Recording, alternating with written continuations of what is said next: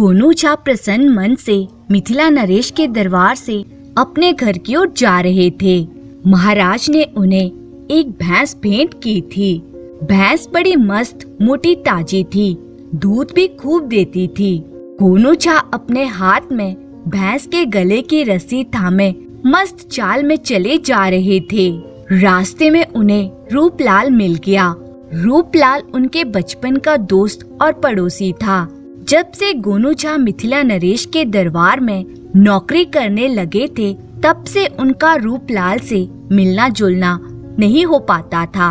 रूपलाल गोनू झा की दीन दुनी रात चौगनी प्रगति देखकर उनसे मन ही मन जलने लगा था और पीठ पीछे उनकी शिकायत करने से भी नहीं चूकता था। जब भी मौका मिलता तो कह बैठता, अरे गोनुआ, कल तक रोटी के लिए मारा मारा फिरता था, 2 जून रोटी नसीब नहीं होती थी। कई बार तो मैं उसे अपने घर ले जाकर खिला दिया करता था। आखिर वो मेरा बचपन का मित्र जो ठहरा। गोनू झा को जब इस तरह की बातों का पता चलता तो उन्हें कभी बुरा नहीं लगता, क्योंकि तीनों बातें सही थी। वे गरीबी में पले थे, कई बार भूखे रहकर दिन गुजारे थे। रूपलाल उनका बचपन का मित्र था और प्रायः अपने घर ले जाकर अपने साथ बिठाकर उन्हें भोजन कराया करता था। रूपलाल को देखकर गोनू झा प्रसन्न हो गए और रूपलाल का कुशल मंगल पूछने लगे। रूपलाल ने औपचारिकतावश उनकी बातों का जवाब दिया, लेकिन उसकी आंखें इस शानदार भैंस पर टिकी रहीं। रूपलाल ने उनसे पूछा, क्यों भाई गोनू, यह भैंस कितने में ली? गोनू झा ने सहजता से जवाब दिया, अरे भाई रूपलाल, अभी गोनू झा के पास इतने पैसे नहीं हुए कि भैंस खरीदे। यह तो आज मिथिला नरेश ने मेरी एक बात पर खुश होकर मुझे भेंट में दी है। अब मुझे भी तुम्हारी तरह घर में दूध दही घी मक्खन का मजा मिलेगा।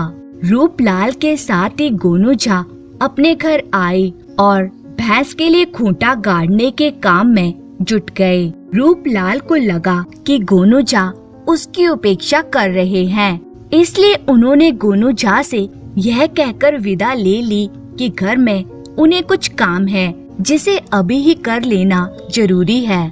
गोनू झा ने सहज होकर कहा, हाँ भैया, जरूरी काम है तो उसे पहले निपटा लो, हमारा मिलना जुलना तो होता ही रहेगा। रूपलाल ने इसे भी अपनी उपेक्षा ही समझा। उसने मन ही मन सोचा, ये गोनू झा एक भैंस पाकर इतना इतराने लगा है। इतने दिनों के बाद मैं इसके दरवाजे पर आया, पीने के लिए पानी पूछना तो दूर, बैठने तक के लिए नहीं कहा। वह मन ही मन कुढ़ते हुए अपने घर चला गया। गोनू झा से जला भुना रूपलाल जब भी अवसर मिलता तो लोगों से गोनू झा की मगरूरियत के किस्से नमक मिर्च लगाकर बताता रहता। घर में भैंस आ जाने से गोनू झा की जिम्मेदारी बढ़ गई थी। वे राज दरबार में जाने से पहले भैंस को चारा खिलाते, पानी पिलाते और शाम को दरबार से निकलते ही सीधे घर आते। भैंस को नहलाते धुलाते, चारा खिलाते और पानी पिलाते दिन ऐसे ही गुजर रहे थे। एक दिन गांव में मवेशियों का मेला लगा। मेले में गांव के मवेशियों के स्वास्थ्य परीक्षण की भी व्यवस्था थी तथा अच्छे रख रखाव वाले मवेशियों की एक प्रतियोगिता भी थी। प्रतियोगिता और स्वास्थ्य परीक्षण में मिथिला नरेश की भैंसें भी शामिल हुई और रूपलाल की भैंसें भी, लेकिन गोनू झा की भैंस को स्वास्थ्य और रख रखाव दोनों ही दृष्टि से अव्वल घोषित किया गया। इस बात से रूपलाल परेशान हो गया और उसने एक कुटिल चाल चल दी। रूपलाल ने मिथिला नरेश की भैंसों के साथ प्रतियोगिता में आए मवेशी अधिकारी के कान भरते हुए कहा कि इस पुरस्कार से गोनू झा इतराने लगा है और अपने आप को महाराज से ज्यादा समझदार समझने लगा है। कह रहा था कि भैंस पालना सबके बस की बात नहीं।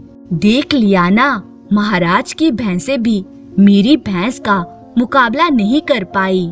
रूपलाल ने ग्रामीणों के कान में भी यह बात दोहराई और मेले से अपनी भैंस लेकर अपने घर लौट आया। गांव में बात फैलते देर नहीं लगी।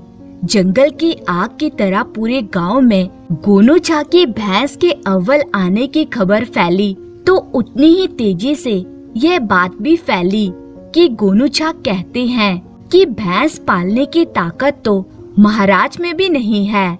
यह बात फैलते फैलते महाराज के कानों तक भी पहुंच गई। मिथिला नरेश को इस बात पर विश्वास ही नहीं हुआ कि गोनू झा उनके बारे में ऐसी बात भी कह सकते हैं। लेकिन जब उन्होंने अपने राज्य के पशु अधिकारी से पशु मेले के बारे में जानकारियां हासिल की, तब उस अधिकारी ने भी गोनू झा की भैंस के अव्वल आने और गोनू झा द्वारा अकड़ में आकर महाराज के विरुद्ध टिप्पणी करने की बात बताई।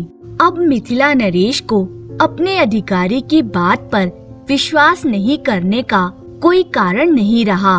गुप्तचरों से तो उन्हें पहले ही गोनू झा के गांव में फैली चर्चा की बात की जानकारी हो चुकी थी। क्रोध में आकर मिथिला नरेश ने गोनू झा की भैंस को मरवा देने का आदेश अपने खास प्रहरियों को दे दिया। इस बीच गोनू झा को भी गांव में उड़ी अफवाह का पता चल चुका था। वे इस अफवाह के बारे में महाराज को सफाई देते उससे पहले ही उनकी भैंस मरवा दी गई। गोनू झा सख्ते में आ गए। उन्होंने किसी से कुछ नहीं कहा, महाराज से भी नहीं। उन्होंने भैंस की खाल उतरवा ली और भैंस के शव को खेत में गड़वा दिया। भैंस की खाल को लेकर गोनू झा गांव की सरहद के पार पहुँचे और वहाँ एक बरगद के पेड़ पर चढ़कर भैंस की खाल को पेड़ के डालों पर पसार दिया। वे रोज रात को उस पेड़ के पास पहुँचते और पेड़ पर चढ़कर भैंस की खाल को छूकर संकल्प लेते कि जब तक इस भैंस को मरवाने वालों से वे बदला नहीं लेंगे, तब तक रात को चैन की नींद नहीं सोएंगे।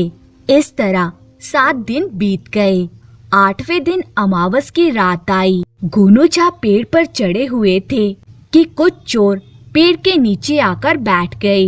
गोनू झा ने ऊपर से ही अनुमान लगाया कि कम से कम 4 चोर होंगे। चोरों में से एक चोर ने लालटेन जला ली और लालटेन की हल्की रोशनी में वे चोरी का माल आपस में बांटने लगे। गोनू झा भैंस की खाल थामे थोड़ा सा झुककर यह देखने की कोशिश करने लगे कि चोर आपस में क्या बांट रहे हैं। गोनू झा के झुकते ही चोरों ने एक थैली पलटी और थैली से अशर्फियां गिरने लगी। अशर्फियों के गिरने की खनखनाहट सुनाई देने लगी। अशर्फियों के दमक से गोनू झा आश्चर्यचकित हो गए और डाल से उनका पांव फिसल गया। पेड़ से गिरने से बचने की कोशिश में शरीर का संतुलन बनाए रखने के लिए उन्होंने भैंस की खाल छोड़ दी और पेड़ की एक डाल पकड़ ली। यह सब इतनी तेजी से घटित हुआ कि गोनू झा को भी समझ में नहीं आया कि क्या कुछ घटित हो गया। भैंस की खाल पेड़ पर धूप में सूखकर कड़ी हो चुकी थी। गोनू झा के हाथ से छूटते ही यह खाल पेड़ की डाल पर पत्तों से टकराती अजीब आवाज पैदा करती हुई चोरों पर जा गिरी। चोर इसे प्रेत लीला समझकर वहाँ से डरकर सिर पर पैर रखकर भागे। गोनू झा ने देखा चोर बिना पीछे मुड़े भागते जा रहे हैं और अंततः घने अंधकार में विलीन हो गए। काफी देर तक गोनू झा पेड़ की डाल पर बैठे रहे और जब उन्हें भरोसा हो गया कि चोर अब वापस नहीं आएंगे, तब वे पेड़ से नीचे उतरे और उस थैली को देखने लगे जिसके बंटवारे के लिए चोर पेड़ के नीचे एकत्रित हुए थे। गोनू झा की खुशी का ठिकाना ना रहा जब उन्होंने सामने स्वर्ण मुद्राओं की ढेरी सी लगी देखी और कुछ जेवरों की थैलियां भी वहां पड़ी थीं। गोनू झा के सामने समस्या यह थी कि इस धन को लेकर वे कैसे अपने घर जाएं। अंततः उन्होंने अपने गमछे में सारा धन समेट लिया और उसे उठाकर अपने घर वापस आ गए। घर पहुँचते पहुँचते सवेरा होने लगा। पेड़ों पर चिड़ियों का कलरव शुरू हो गया। घर पहुँचने पर गोनू झा ने संतोष की सांस ली कि उन्हें रास्ते में किसी ने देखा नहीं। गोनू झा ने मन ही मन सोचा कि यह ईश्वरीय कृपा ही है कि उन्हें इतना धन प्राप्त हो गया है। अब उनके मन में ये जानने की जिज्ञासा पनपी कि उनके पास स्वर्ण मुद्राएं कितनी हैं। जेबरों की एक पोटली बनाकर उन्होंने संदूक में रख ली और स्वर्ण मुद्राओं की मात्रा देखकर उन्हें ये लगा कि यदि वे इन्हें गिनने में लग जाएंगे तो दिन ढल जाएगा, तब भी शायद गिनती पूरी ना होगी। यदि इन स्वर्ण मुद्राओं को तौल लिया जाए तो काम चल जाएगा।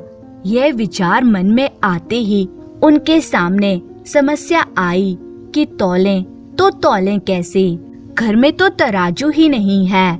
फिर उन्होंने सोचा कि चलो रूपलाल के घर से तराजू ले आते हैं, उनके पास तराजू जरूर होगा। रूपलाल का ख्याल उनके मन में दो कारणों से आया। एक तो रूपलाल उनका बचपन का मित्र है, दूसरा वे उनके पड़ोस में रहता है। गोनू झा रूपलाल के घर की ओर चल पड़े। रूपलाल उस समय अपनी भैंसों के लिए चारा तैयार करने में लगा था। गोनू झा को अपने घर आया देखकर वे कुछ चकित सा हुआ और आगे बढ़कर पूछा, क्यों भाई गोनू, इतने सवेरे कैसे आना हुआ? तुम्हारी आंखें चढ़ी हुई हैं, रात भर सोई नहीं क्या? गोनू झा ने कहा, रूपलाल तुमने ठीक कहा, रात को सोया नहीं।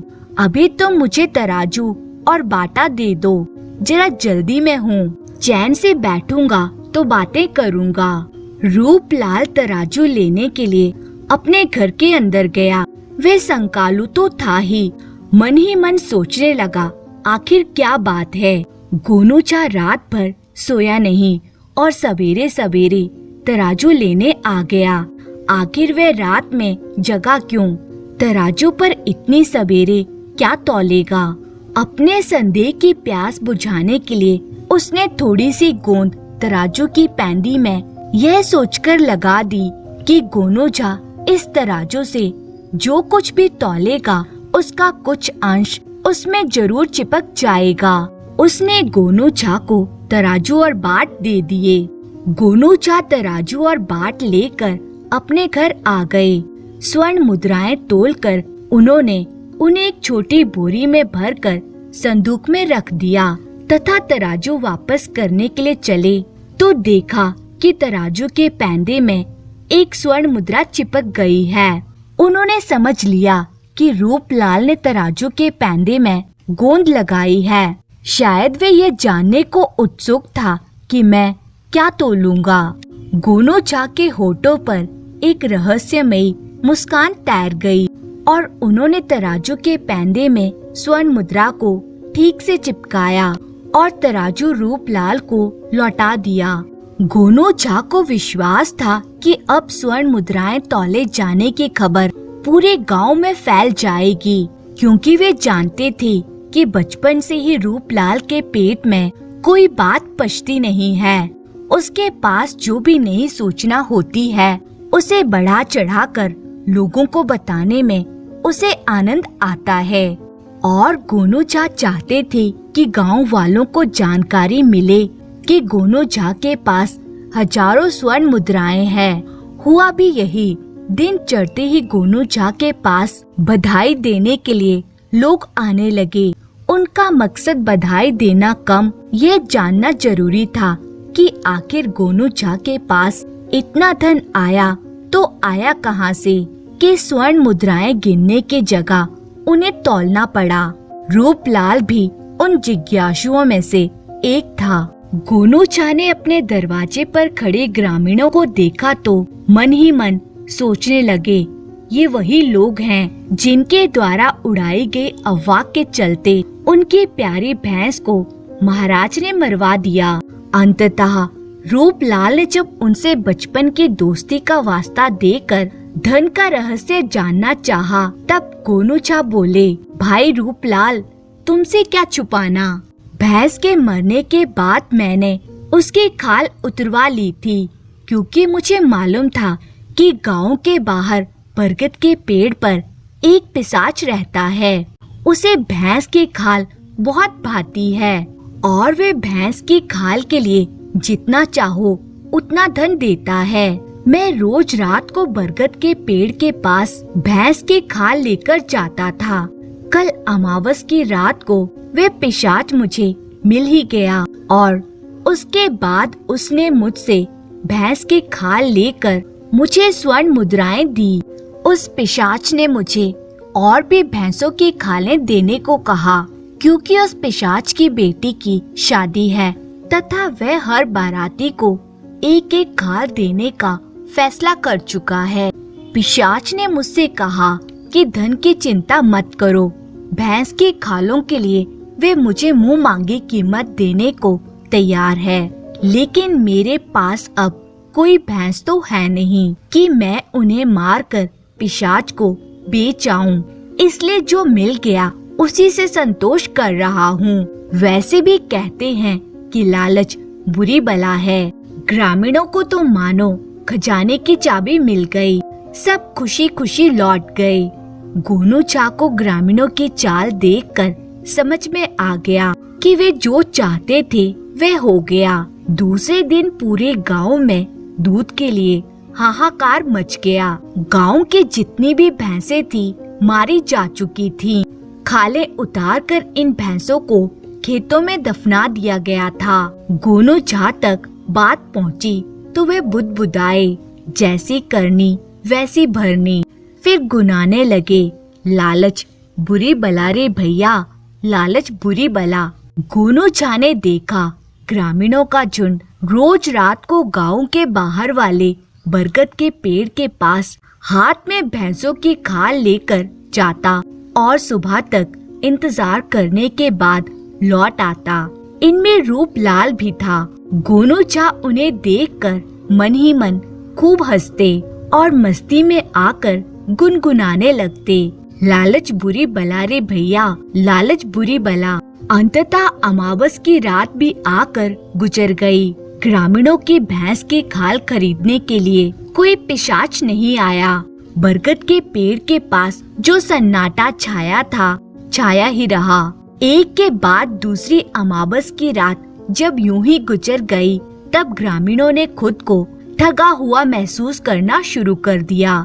दूध के अभाव में गांव में त्राही त्राही मची थी और प्रायः सभी गांव वालों के खेतों से भैंस के शवों के सड़ने के कारण दुर्गंध पैदा होने लगी थी। हारे और क्रोध से उफनते ग्रामीणों का झुंड अब और प्रतीक्षा करने की स्थिति में नहीं था।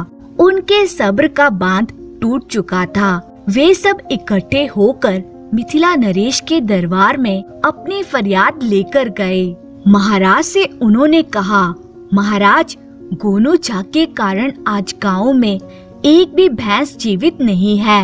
हमने उनके बहकावे में आकर अपनी भैंसें मार डाली। दूध के लिए तरस रहे हैं और छोटे बच्चों को दूध नहीं मिल रहा है। मवेशियों के शवों के सड़ने से पूरे गांव में संक्रामक रोग फैलने का खतरा पैदा हो गया है। महाराज को गोनूछा पर बहुत गुस्सा आया। प्रहरी को भेजकर उन्होंने गोनूछा को दरबार में हाजिर होने को कहा। गोनूछा मानसिक तौर पर इस स्थिति के लिए तैयार थे। वे दरबार में हाजिर हुए। महाराज ने ग्रामीणों द्वारा उनके ऊपर लगाए अभियोग के बारे में उनसे जवाब मांगा, तो गोनूछा ने मुस्कुराते हुए कहा, महाराज, इनसे आप ये पूछें कि क्या मैंने इन्हें भैंसों को मारने की सलाह दी थी। ये मुझसे यह पूछने आए थे कि मेरे पास अपार धन कहाँ से आया।